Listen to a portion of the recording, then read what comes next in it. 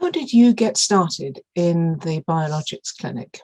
So I'd just done my prescribing course then. I was starting up the clinic doing the biologic clinic, and then I was asked to go over to Aintree. Claire, do you think that you would be able to start following up these systemic patients and systemic monitoring patients in Aintree?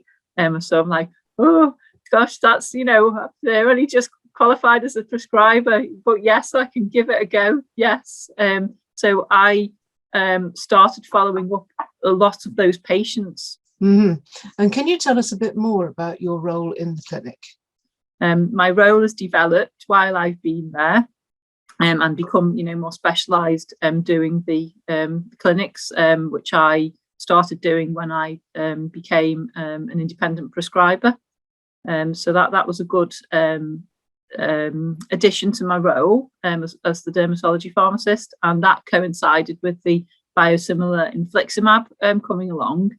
So that was how I started doing the clinics originally, by doing the biosimilar switch for that infliximab cohort of patients. And then I've continued to follow that group of patients on. It's a good place for me to sort of follow that group of patients, because I will see those patients in the clinic. I do the therapeutic drug monitoring of the infliximab drug trough and antibody levels, and I will also take part in that sort of patient journey as well, by my covering of the inpatient ward and the day case part of the ward, where we supply the infliximab for the patients where they're coming into the ward for their infusions, and then we'll supply that infliximab through pharmacy as well. So I'm involved in the whole process for the those patients. What exactly does the monitoring of systemic therapies involve? British Association of Dermatologists set out, monitoring that for patients' medications, what we should be doing at each visit for new patients, to set them up with the new drug, and for patients then for monitoring the existing medications, and there's guidance to follow for that. We've got our own local checklists which take on all that guidance. So we have templates that we all follow to make it easier for us to do the follow-up consultation with patients.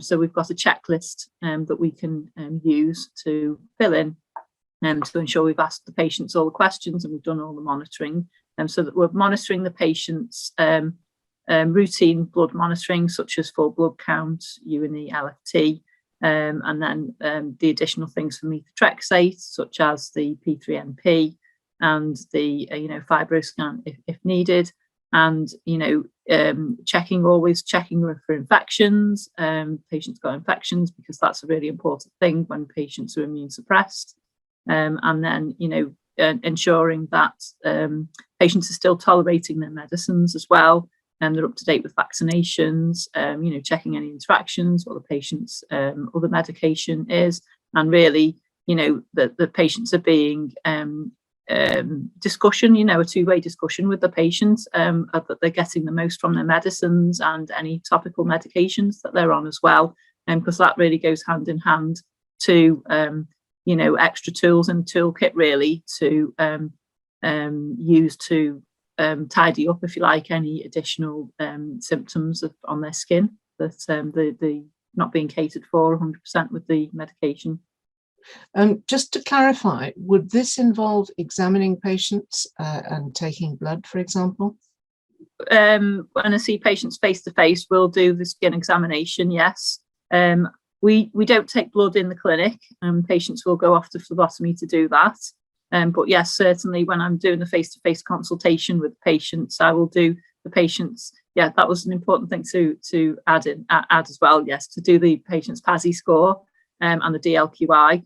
So that's catered for in the NICE guidance as well. That we will the PASI score to do that when patients are initiating treatment, and also as a marker of how they're getting on with their treatment as well. That's useful to know. And have you been able to continue this work during the coronavirus pandemic? During the pandemic, a lot of the work was switched to telephone consultations, because obviously to just reduce the amount of patients obviously coming into the hospital, and following the guidance, the national guidance of patient shielding as well. So we were able to do telephone consultations, especially for follow-up patients, so follow-up monitoring. So I continued with my clinics as normal, if almost normal, but doing it on the telephone. So the only thing that I wasn't able to do, obviously, is do that skin examination for the patients. So it was very much relying on patients telling us what is going on with their skin. So knowing the patients anyway, I found that was okay, all right to do. And patients are very good at describing what's going on with their skin as well. And as I had quite a bit of experience in my role by then, so I was able to fully understand, what the patients were describing to me. What is the scope for pharmacists to run isotretinoin clinics? So I think this is a good role for pharmacists to do the isotretinoin monitoring for the clinics.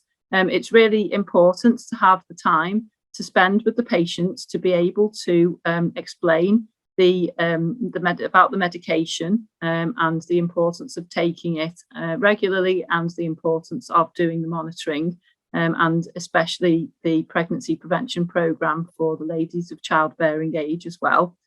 So, pharmacists and the specialist nurses are in a very good position to be able to have the time to explain that advice to patients. It's a good role for pharmacists as well, because quite the frequent monitoring that's required for the patients, especially those who are enrolled in the pregnancy prevention programme, the ladies having to come back every 4 weeks to have their prescription renewed.